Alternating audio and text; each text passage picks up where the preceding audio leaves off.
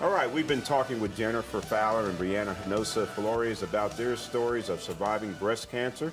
And now we're going to find out how Susan G. Komen plays a role in helping women and their families through each level of treatment. And with us now is Jennifer Laguerre, right? Yes, and that's she's right. the executive director of Komen, Dallas County. And welcome. Thank you for being with us this morning. Well, I love hanging out with you, Drew, so it's a pleasure to be here with everyone You're the today. only one that can get me to wear pink. That's right, that's So right. much.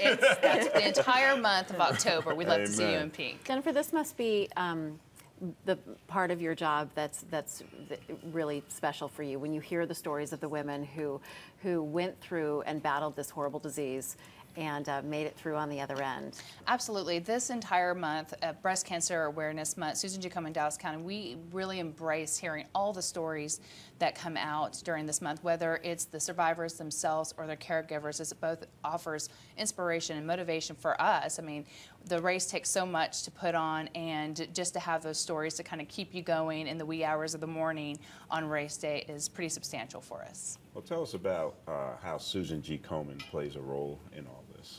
I think that there's a lot of things that people don't realize about Susan G. Komen, and for being an affiliate of Susan G. Komen Dallas County specifically, when we put on events such as the Komen Dallas Race for the Cure, what a lot of people don't realize is that the funds that are raised through that event go right back here into our community as well as toward research. And so when we talk about the money being reinvested back into our community, we're talking about breast cancer screenings, diagnostic procedures, and treatment for those individuals. And for women who are having to make a choice whether to pay their rent, take care of their children, we're eliminating those barriers so that they can take care of their breast health.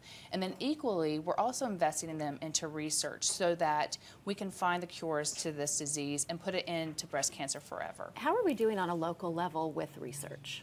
Well, on a local level, the focus that we have is really making that community impact. So that way, if someone calls our office and they say, I don't have health insurance or my insurance doesn't cover the co-pays, we can redirect them to our grantees that we're investing into local agencies and organizations so that they can get the help that they need.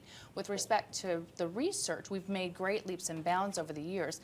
And I think that probably the most notable is really where Drew referenced earlier in the show, where he talked about that not all breast cancers are created equally, in that when we originally started out, it was assumed that there was one type of breast cancer. And what we know today is that there are many types of breast cancer.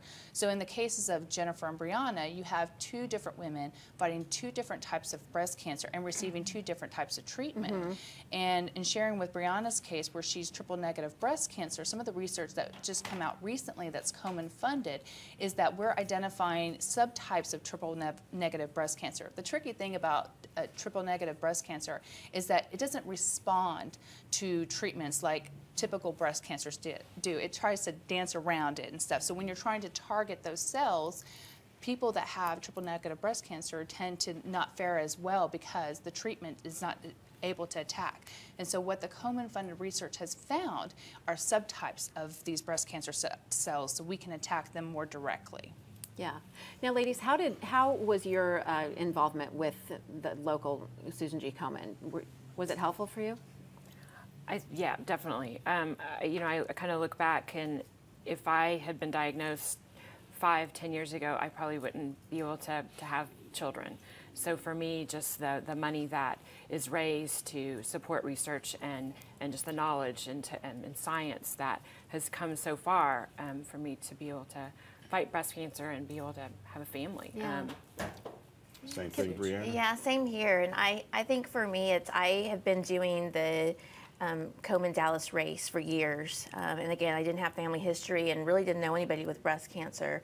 And yet showed no symptoms showed no symptoms. Yeah. And so it was something that I just always believed in the cause, and always, you know, just having all those men and women come together and watching those survivors walk down the survivor lap really was something that was, you know, very important to me to be a part of. And so last year when I finished chemo, my last chemo treatment was on October 3rd, and the race was shortly thereafter, and a friend of mine decided we would put a team together.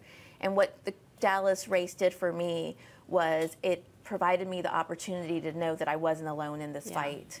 Yeah. And So- Jennifer, quickly tell us how the race is so important to the funding of the research and everything that you do with Komen Dallas? So the Komen Dallas Race for the Cure is really that vehicle that raises those funds that are necessary for us to reinvest back into the community as well as toward research. And for the individuals like Brianna and Jennifer who are coming out as survivors and showing up and doing our Survivor March, it's critical for those men and women that are being diagnosed with breast cancer to show that you're not alone. We have more than 3 million breast cancer survivors in the United States, yet every day here in Dallas County alone, we have 4 people that are diagnosed with breast cancer. And for every single one of those individuals, they feel like they're all alone. So being a part of the Komen Dallas Race for the Cure on Saturday, October 18th is critical for those individuals who, whether they've been diagnosed and they've been surviving breast cancer for years or they were diagnosed the day before, we hope that they will be a part of